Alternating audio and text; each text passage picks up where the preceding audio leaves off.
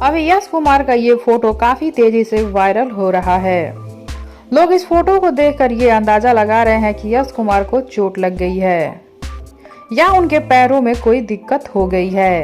तभी तो Yash Kumar wheel chair पर बैठे हुए हैं और दोनों पैर उनका दिखाई नहीं दे रहा है।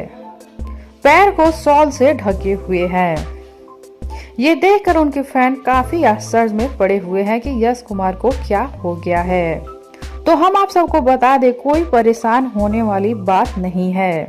दरअसल ये फिल्म की शूटिंग के दौरान के फोटोज हैं। इस समय यश कुमार अपनी फिल्म की शूटिंग कर रहे थे और उस फिल्म का नाम है मृत्यु दंड। ये सारे फोटो जो उसी फिल्म के शूटिंग के दौरान के हैं।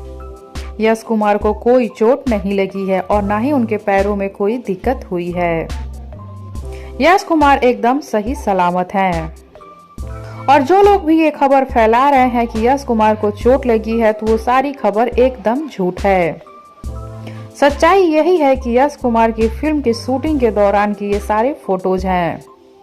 यश कुमार काफी तेजी से फिल्म की शूटिंग कर रहे हैं। उनकी 2-3 फिल्में आने वाली हैं, जिसमें से 1-2 की शूटिंग भी कंप्लीट हो चुकी है।